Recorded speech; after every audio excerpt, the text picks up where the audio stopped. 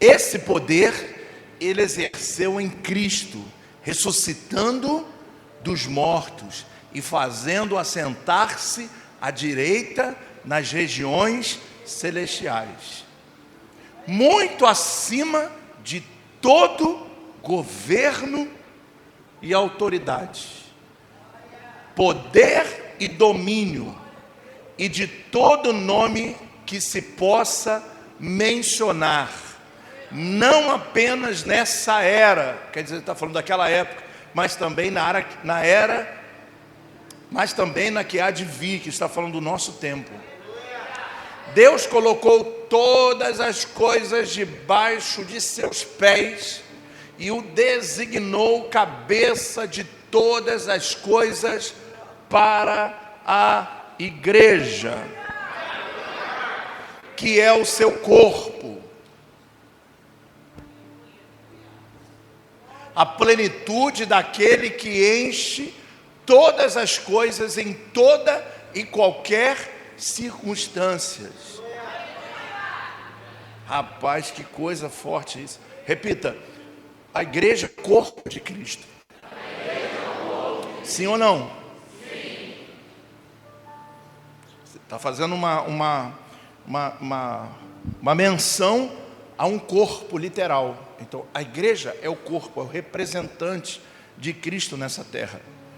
Vamos entender isso aqui, para que você possa... Está falando do poder do Espírito Santo, e está falando desse poder ele exerceu em Cristo, ressuscitando dos mortos e fazendo assentar-se à sua direita. Então, poder da ressurreição que nós pregamos aqui domingo, nas regiões celestiais. Então, todo o poder está onde?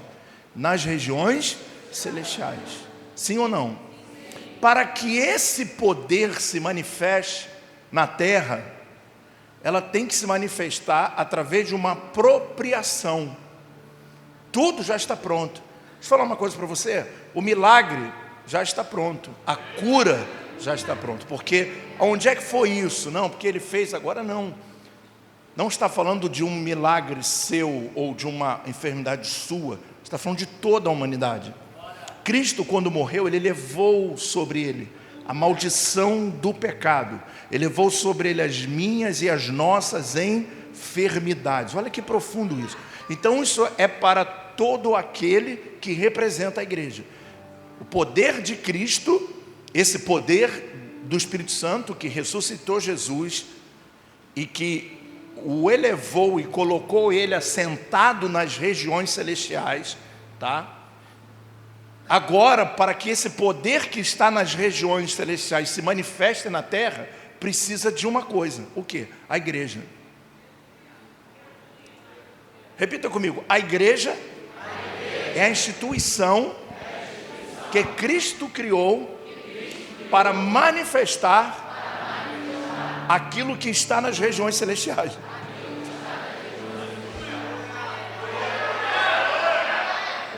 Se você pegar a vida de Cristo, e você tem que estar comigo aqui hoje, se você pegar a vida de Jesus Cristo e começar a entender o seu nascimento, vida, crescimento, vida, e vamos ver depois que ele sai lá de Nazaré e vai para a Judéia, para a Galileia, e vai para Cafarnaum.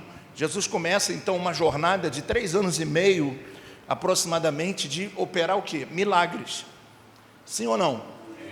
Então as pessoas vinham, a multidão estava do lado dele. Algumas coisas estão relatadas nos evangelhos, mas não são todos os milagres, porque João vai escrever no seu último versículo do evangelho de João, ele vai dizer o seguinte: se fosse possível escrever todos os milagres e feitos que Jesus fez, não haveria papel suficiente. Então não foi só aquilo que a gente lê. Jesus, durante todo o dia, ele curava, libertava, ele salvava. Isso tem a ver com a sua morte e ressurreição? Não. Por que ele fez isso então? Se ele veio para cumprir a lei, se ele veio para morrer e ressuscitar e nos dar a salvação, por que ele ajudou tanta gente? Você já fez essa pergunta? Uma pergunta que, se não houver um pouquinho de teologia, ninguém sabe responder, ok? Por que a igreja hoje pega e faz tudo aquilo que Jesus falou, porque foi uma ordem dele. Depois que ele ressuscita, ele permanece 40 dias com seus discípulos ensinando acerca do reino de Deus. Isso está relatado lá em Marcos 16. E aí o que ele vai falar? Vocês vão fazer obras maiores do que eu fiz. Vocês vão pisar em escorpiões, serpentes, e não vai acontecer nada. E ainda que se der alguma coisa mortífera para vocês beberem, ninguém vai morrer, não vai acontecer nada. Vocês vão pregar aqui, vão sair daqui, vão para a Judéia, vão para a Galiléia e vão até os confins da terra. E aí houve uma palavra de poder dada à igreja. E Jesus vai falar, olha, se vocês pedirem com fé, vocês vão dizer para esse monte, sai daqui e vai para lá. E ele vai ter que ir. Então Jesus está deixando uma transição de autoridade. Repita comigo, ele passa isso para a igreja. Ele deixa de herança para a igreja. A morte e ressurreição é para a minha salvação. Ok? A minha salvação. O que é a minha salvação? Não é salvação do perigo, não é isso. A minha salvação é o direito que eu preguei aqui domingo de voltar à eternidade, de voltar ao Éden. E através de Cristo, pela fé, aquele que crê e for batizado, esse será salvo. Então há uma condição para a salvação, mas ele deixa também algo para o período que as pessoas estão vivendo, antes de alcançar a salvação. Nós que temos a natureza adâmica, nós não vamos alcançar a salvação antes da morte. A salvação é pós-morte. Morreu fisicamente, automaticamente nós ressuscitamos com ele para a glória eterna e vamos viver com ele eternamente. Sim ou não? Mas ele deixa algo para a igreja, dizendo, bom, até vocês morrerem, até a terminar, existe uma vida que vocês têm. E essa vida, pelo que eu fiz na cruz do Calvário, ela pode ser plena, depende de você. Porque eu já fiz. Agora, cabe à igreja ser essa instituição que vai dar continuidade a tudo aquilo que o mestre começou. Quando você ouve um testemunho aqui, e ontem eu estava ouvindo um testemunho muito forte, dos médicos confusos e tal, para cá, para lá, uma confusão, testemunho longo até, muito longo, e chega num dia, o médico fala uma coisa, vem outro fala outra coisa, vem outro fala aquela confusão, e chega no final, dá tudo certo. Um milagre Deus fez na vida de uma criança, de um bebê, que estava condenado à morte, que o médico diz, olha, eu não sei o que aconteceu, de um ateu dizer assim, bom, eu não acredito, eu sou ateu, mas as suas orações fizeram um milagre. Então, por que isso acontece hoje na igreja? Porque ele deixou isso para mim e para você, mas isso é apropriativo, está lá nas regiões celestiais. Eu só vivo se eu quero. Agora teve um problema muito grande que foi criado na igreja para que isso não acontecesse. Durante os 100 e poucos anos que a igreja está aqui no Brasil, a igreja veio com uma postura legalista. O que é o legalismo, né? Vou explicar isso a você, e também com dogmas, com algumas coisas que não tem como explicar tudo, só para você ter uma ideia. Alguém disse assim, não, a vida na terra tem cruz, tem que sofrer, tem que ir papapá, e começou a pregar e ensinar isso à igreja. Então o cara vem do mundo, desgraçado pelo diabo, porque assim estavam as pessoas. Vou dar só um exemplo. Lembra, vou linkar com a mensagem de domingo, presta atenção nisso. A Bíblia vai dizer que lá em Cafarnaum tinha uma mulher que sofria há 18 anos de um espírito maligno. Um espírito maligno oprimia aquela mulher e fazia com que ela andasse curvada. 18 anos. Se ela tivesse que viver curvada, aceitar viver curvada até a morte, Jesus não ia curá-la. E primeiro, que ela está lá na sinagoga e a mulher só podia sentar lá no final, mesmo assim, ela, por ser enferma, nem podia estar lá. E o detalhe, era um sábado. E Jesus vai, olha para aquela mulher e manda ela vir aqui. Toca, o demônio vai embora e ela volta ao normal. Então, aquilo que ela estava vivendo, existia um cunho espiritual. Quem fazia ela ficar encurvada? Uma doença natural? Não. um espírito maligno que não deixava ela avançar. E não se iluda, muitas coisas ainda não aconteceram na sua vida e não vão acontecer se você não tomar posse dessa ministração, dessa campanha cada semana. Você vai ficar como muitos crentes que quando se prega sobre vitória, vai dizer que é triunfalista, porque não tem base, não tem conhecimento, não sabe o que falam. O cara vem de um mundo cheio de jugo, onde Jesus passava, tirava o jugo dessas pessoas. E sabe que esse espírito vai falar de outro homem que vivia numa região chamada Gadá, um gadareno, que ficava nas regiões, hoje está tentando começar uma guerra lá nas colinas de Golã, lá que pertenceu à Síria até 67, depois a Síria tomou, depois 73 Israel tomou de novo. Lá naquela região, que é uma região alta, de colinas, existia uma cidade pagã chamada Gadá. E a Bíblia diz que o homem, a primeira coisa que a Bíblia vai dizer, que o homem estava fora de casa. E esse espírito, eu nunca vi a igreja tão focada como hoje. Não vou nem falar muito, né? Mas vamos lá. Parabéns. Naquele momento que o homem, a Bíblia diz que ele se jogava, ia para os sepulcros, dormia nos sepulcros. A Bíblia diz que ele se arranhava entre as pedras. E o pessoal diz assim, não, isso aí, vamos, se Deus fizer, que seja feita a vontade de Deus. Jesus chega lá e diz assim, espírito, vai embora. A primeira coisa que esse homem faz é o quê? Se Cristo fez isso para as pessoas, qual é o pastor, ou qual é a linha teológica que vai chamar isso de triunfalismo?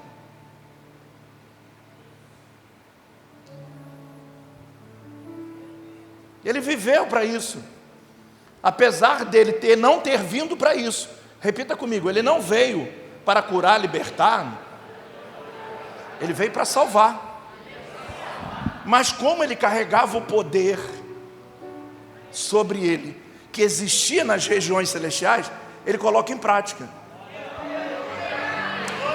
A Bíblia diz que ele não usurpou de ser Deus, então ele não era Deus curando, ele era um homem, mas que dentro dele estava a semente de Deus, o poder de Deus. E aonde ele passava, 90% dos milagres não foi nem ele que fez. As pessoas iam lá, tocavam, ele dizia assim, a tua fé te curou, então está faltando atitude nossa, está faltando ação nossa, está faltando determinação, está faltando coragem. A nossa mente, a mente do crente hoje é muito fraca. A mente do crente hoje, qualquer coisinha o crente fica abatido, qualquer coisinha fica em depressão, qualquer coisinha, ai, me abandona, ai, me deixou de lado, pelo amor de Deus, cresce. A Bíblia nunca pregou sobre isso. A Bíblia nunca falou sobre essas pessoas. Nunca falou, ninguém que viveu assim. Eu quero que você entenda que a partir do momento que, vamos de novo para Paulo, esse poder ele exerceu em Cristo, Deus exerceu, deu em Cristo, para quê? Para curar, para libertar, para transformar. Esse poder foi dado a Cristo, amém? Quando ressuscitou dentre os mortos, muito acima de todo governo, repita comigo, muito acima de todo governo, e autoridade, poder, domínio e de todo nome que se possa mencionar, não apenas naquela era, naquele tempo, mas no tempo que há de vir. Está falando do meu tempo, isso continua vigente, diga aleluia. Deus colocou todas as coisas debaixo de seus pés e o designou cabeça de todas as coisas para a igreja. Olha que interessante. Então ele começa a pregar, libertar e tudo. Ele chama 12, repita comigo, ele chama 12. Pega os 12, que depois viraram 70 e depois virou eu e você. Sim ou não? Nós recebemos um chamado. E nesse chamado que Deus nos deu, nós dissemos para os nossos sonhos, não, eu não quero, eu estou indo. Assim como Jesus chamou Pedro, assim como Jesus chamou Barnabé, assim como chamou Matias, assim como chamou aquela galera toda, Ele me chamou também. Eu disse não para as minhas vontades, para os meus planos, para seguir como eles. Ele chama 12 e diz assim: eu vou ensinar vocês uma coisa muito interessante. Eu vou ensinar vocês o que vocês vão fazer na terra, para que do período que vocês vivam na terra até entrar na eternidade, pelo meu sacrifício, vocês vivam em vitória. Se eu fosse você, eu levantava a mão, dava um tapa na mão do seu irmão e diga para ele: esse poder não foi dado ao Renato, esse poder não foi dado à Renata, esse poder não foi dado à Patrícia, esse poder não foi dado a Raquel, esse poder foi dado à igreja. E quando eu sou igreja, esse poder emana sobre a igreja de Cristo.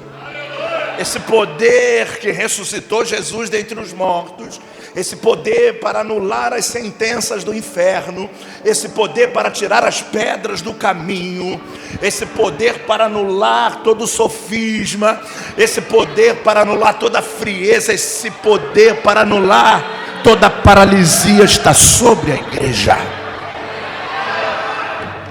Diga: eu recebo essa palavra. Diga: eu recebo essa palavra. Então diga: por isso que estamos aqui, irmão. Porque não é dado individual, é dado para a igreja. A gente precisa estar junto. A gente precisa comungar. A gente precisa ter comunhão. Às vezes um é chato, o outro é mais isso, mas a gente precisa da igreja. Esse papo de que eu sou a igreja, quem inventou isso é o cara mais imbecil do mundo. Desculpa a palavra, mas nunca leu a Bíblia. Eu digo que eu sou a igreja quando eu estou com a igreja. Sem ser igreja eu não sou nada. Eu sou apenas uma pessoa solta no mundo. E eu quero que você entenda que a importância de nós estarmos aqui. Você está com uma pessoa que talvez você nem conheça aí do seu lado. Quem não conhece a pessoa que está do seu lado? Que agora não tem nem como dar aquele espaço que você tinha de botar a mão assim. Acabou esse tempo aqui, né? Não é? Aquele espaço que tinha, eu quero sentar longe de todo mundo. Aí o cara sentava lá na última, amiga! Sentado lá na última cadeira. Nada contra ninguém estar sentado na última cadeira não, tá bom? Mas uma vaga aqui, o cara eu quero uma igreja só para mim. Botava a mão, Jesus falou assim: vou ensinar esse cara a ser crente. Apertadinho, não tem nem como mexer o braço direito. E aí agora, e eu parei até com esse negócio de falar com o seu irmão, um tempão que eu não faço isso, só para não perder o hábito. Nesse calorzinho, nesse CCzinho, que o seu irmão veio do trabalho, dá um abracinho nele, diga: meu irmão, eu preciso de você. Nós somos igreja. Aleluia.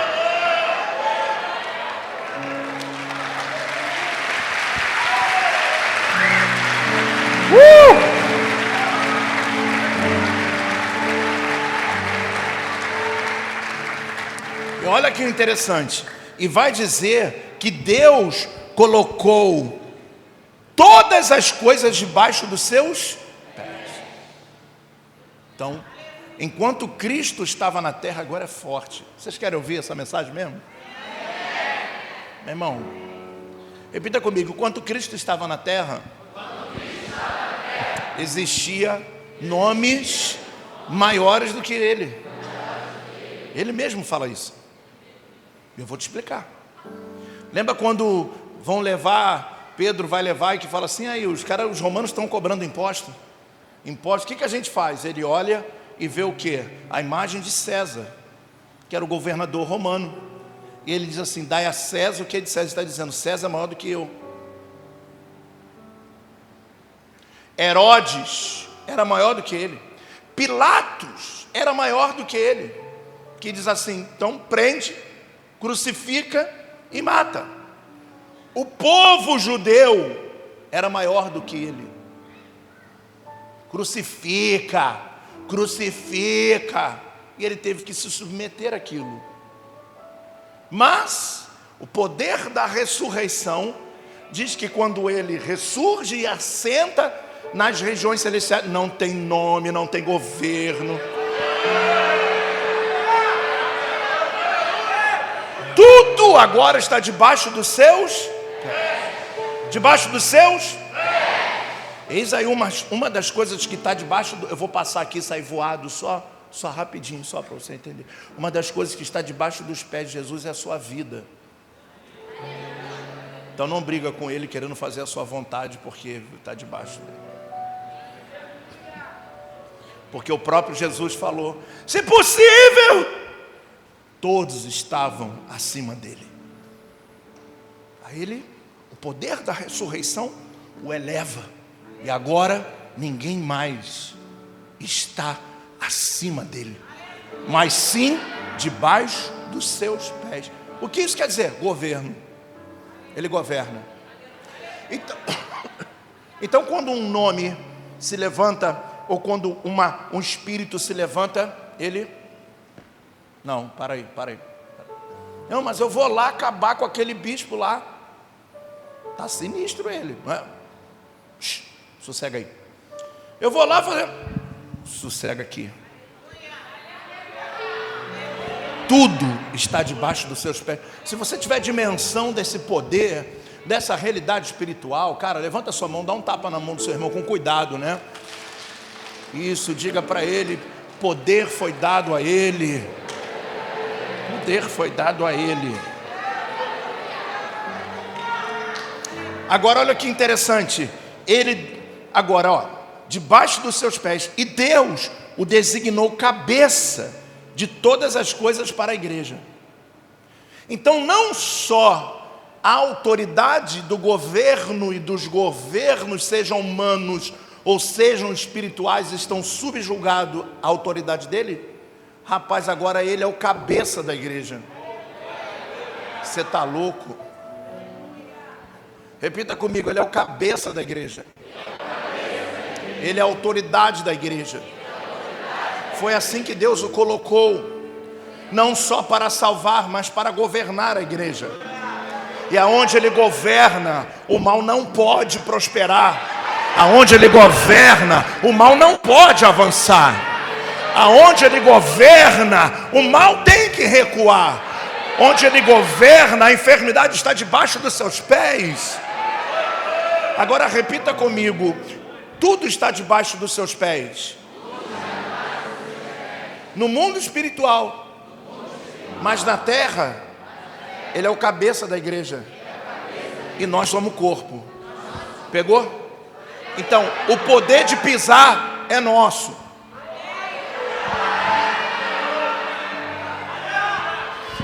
Repita comigo: no mundo espiritual, tudo está debaixo da autoridade dele.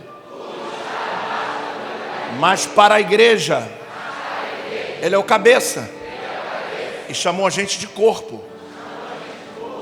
Todo corpo tem um. Então quem vai pisar no diabo? A igreja. Ele como cabeça. Nós somos o corpo de Cristo, que temos autoridade para pisar a cabeça do diabo. Aleluia. Aleluia.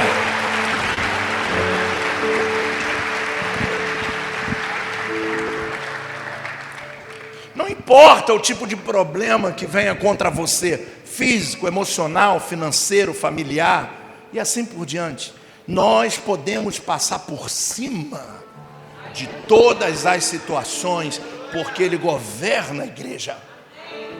Mas eu tenho que tomar posse disso. Não é na hora da oração, tem gente que fica...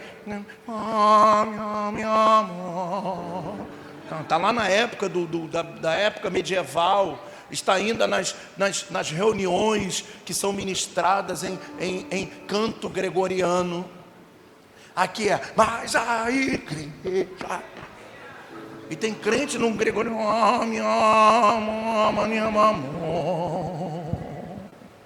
O cara está aqui, ora irmão, ora. Ele está aqui assim, meu Deus, esse bispo não termina o culto. Olha Deus me revelando. Eu não sei, eu sou teimoso, né? Eu venho, pior que eu venho, toda terça eu venho. Eu venho toda terça e ele não acaba. E aí vem aquele irmão do louvor e fala assim: agora só mais uma. Aí vem a bispa, quando eu pensei que acabou, ela diz assim: agora vamos recolher a oferta. Aí quando eu penso que acabou, ele vai dar os anúncios. E quando ele diz assim: rica, escolhe alguém para dizer abundantemente. É assim que está. Se soltar, mas no mundo era como? No mundo?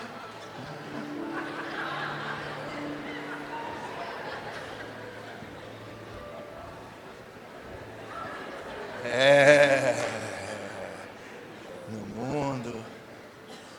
Quando é jogo de um time aí que eu não posso falar mais. O culto está para terminar, o tal cidadão está repreendido, amaldiçoou esse homem. Vai começar o jogo, não acredito nisso, essa igreja, nunca mais eu volto aqui. Já começou 5 minutos, todo mundo fazendo churrasco. Aí eu oro por você e digo: vai perder, para que ele não fique com raiva de mim. Por isso que perde. Quanto você me abençoar, vai ganhar.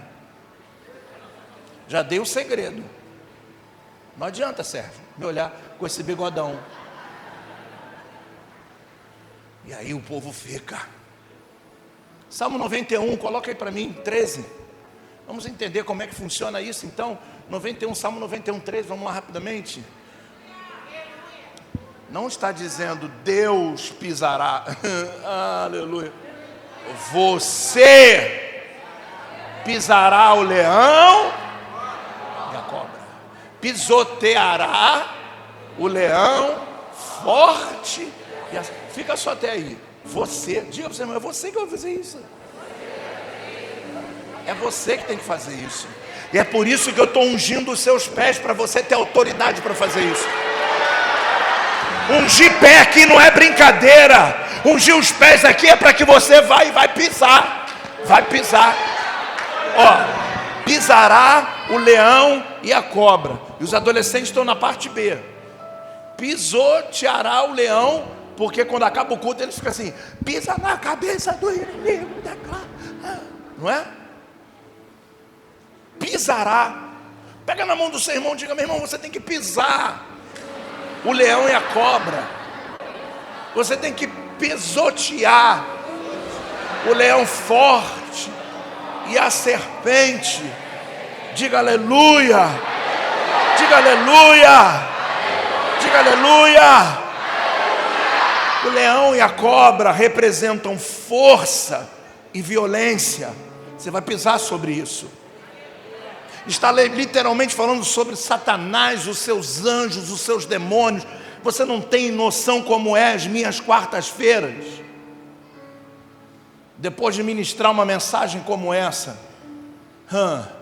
parece que ele tem um canil de leão e tem um negócio de cobra que eu não sei o nome. Cativeiro de cobra. Qual o nome que dá para quem cultiva cobra? Alguém sabe, não? Cobreiro. Covil? Obrigado. Covil? Mas tudo bem. Covil, cobreiro. Parece que ele abre. Quando tu acorda de manhã já vem um leão gritando na tua cabeça, a cabeça doendo, pegando. Uau! Uau! Por que tu falou isso? Aquele povo lá está se libertando. Eu não posso mais morder eles, o calcanhar deles, porque eles estão pisando e matando a serpente. Eu não estou podendo mais governar a vida deles, eu não estou podendo mais interferir naquilo que Deus está fazendo na vida deles. E aí ele manda um recado, manda leão, dizendo: para. Eu digo: não vou parar, porque eu vou te pisar também. Você pisará, você pisará, você pisará. Você pisará, você pisará. Ele é o cabeça e nós somos o corpo, e a autoridade da ressurreição foi dada a mim e a você por sermos igreja.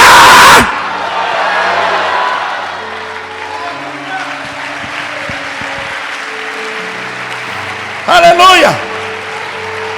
Levanta a sua mão para o céu e diga: não tem demônio, não tem principado, não tem potestade, não tem língua fofoqueira, não tem contenda, nada, pode impedir a autoridade que te deu Deus nessa terra.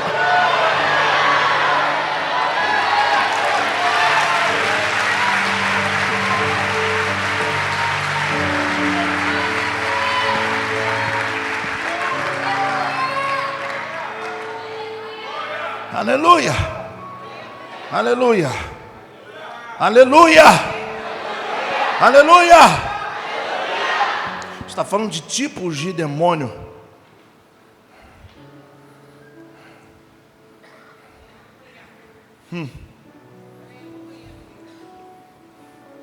Todos nós provavelmente já experimentamos a picada das serpentes, as mordidas dos leões. E esse é a nossa realidade. Deixa eu falar uma coisa para você. De tudo que acontece por você, 10%, tudo que acontece com você, 10% é o que acontece, 90% é como você reage a isso. É como você reage, se você aceita ou não. Então, significa que eu tenho 90% de chance de matar esses 10% de coisas que aconteceram. Nós ficamos dependentes emocionalmente da fé. E olha que fé não tem emoção. Ai, vou te explicar isso e é forte, hein? Como é que é? Acontece uma coisa ruim, olha como é que começa os dependentes emocionais da fé. Acontece uma coisa ruim com você. O que a gente faz? Ao invés de você avaliar a situação e olhar e eu vou resolver, você espera que alguém venha até você. O que houve? É uma emoção, não é, você não precisa daquilo naquele momento. Você precisa de solução. Uma pessoa te dá um abraço no momento difícil, é ótimo? É. Mas vai resolver? Não. Me diz aí se resolve. Me diz alguém que já resolveu problemas sérios com um abraço. Vamos crescer, pô. Aí a gente começa a transferir a responsabilidade para o outro de um problema que aconteceu comigo. E você começa a colocar... eu sempre erro essa palavra, não vou nem falar. Você começa a colocar figuras, você começa a fantasiar uma realidade. Existem situações que acontecem na sua vida que o problema é muito sério. E não adianta você botar foto bonitinha sorrindo, não, é coisa séria. Que você precisa enfrentar com seriedade. Que você precisa focar na resolução do problema, na solução dele. E não se entregar à realidade. E assim a gente vive. Quando a pessoa está passando por um momento financeiro, ela liga para o parente diz assim, não, mas vem cá, por que o parente tem que te ajudar? De repente você nunca fez nada por ele, pô. E nós criamos uma conexão de que o mundo tem que nos ajudar, de que todo mundo tem que se levantar, estender a mão para mim, porque senão ninguém presta. Dependência emocional de uma coisa que não existe emoção, é fé. E vou falar para você por experiência própria, de vida. 90% das coisas que eu enfrentei foi na marra sozinho. E estou aqui. Porque a dependência da fé não está ligada às emoções. Está ligada ao que você crê, pô. Eu creio. Tem ninguém do meu lado, mas eu vou.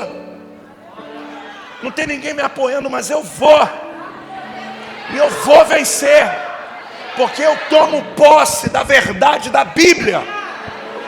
Para de ser dependente emocional de uma coisa que não existe emoção. Fé é razão. Toma posse, vai lá e agora eu preciso resolver isso aqui, se enche de fé. Agora é importante as pessoas, estou falando da emoção da fé. Agora vamos te falar da emoção em si. Aí sim nós precisamos de abraço, carinho de todo mundo do nosso lado. Mas não para a fé. não para resolver problema, para suportar o problema. Nós precisamos dos irmãos, mas não para resolver os meus problemas, porque a Bíblia diz, eu vou pisar. Ah, você quer chamar outro para pisar no teu leão, pô? Cada um tem o seu leão. Diga para o seu irmão, cada um já tem o seu leão e tem a sua cobra. E eu posso dizer para você, aqui eu sou o único que estou aqui para pisar no leão de todo mundo. E ó, é sinistro. Não queira fantasiar, achar que isso é coisa boa, que o ministério é só porque eu estou aqui como uma autoridade de Deus sobre a igreja pelo qual eu sou pastor, dizendo, você vai pisar e eu vou pisar também. Emoção é uma coisa, fé é outra, separa isso. Nós precisamos um dos outros, de encorajamento, precisamos de fé, mas na hora da fé é você e Deus, irmão. Não tem ninguém que vai te ajudar no momento que você precisa exercitar a fé. O máximo que as pessoas vão poder dizer, vai lá, cara, você precisa fazer, mas ela não pode pisar no teu leão, porque quem vai pisar no teu leão é você. Você pisará o leão e a cobra. Diga, eu tenho que aprender a pisar no meu leão. Desculpa, não fale isso. Diga, está repreendido. Porque se tu fala que é teu leão, ele vai levar ele para casa. Eu tenho que aprender a pisar no leão e na cobra. Eu preciso aprender a vencer em fé.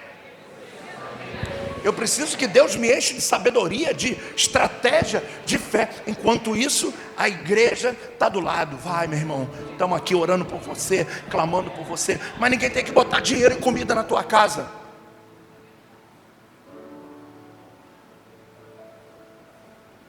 Todos nós temos que enfrentar os nossos demônios. Todos nós temos que aprender. Entenda isso. Existem coisas que não podem se emocionar. Existem problemas dentro do casamento que não pode ter emoção. Tem que ter razão. Isso aqui está errado.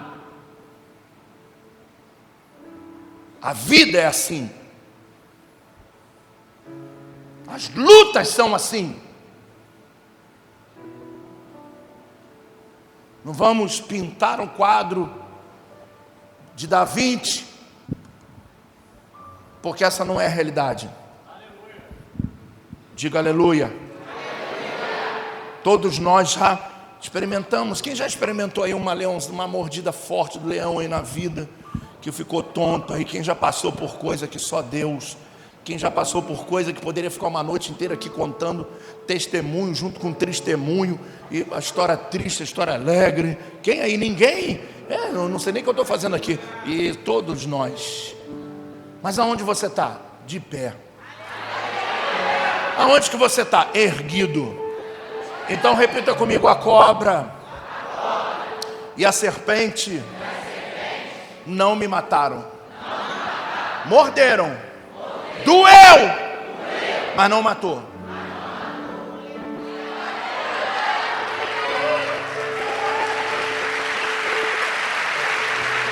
Porque você é igreja. Porque você é igreja. Porque você é igreja.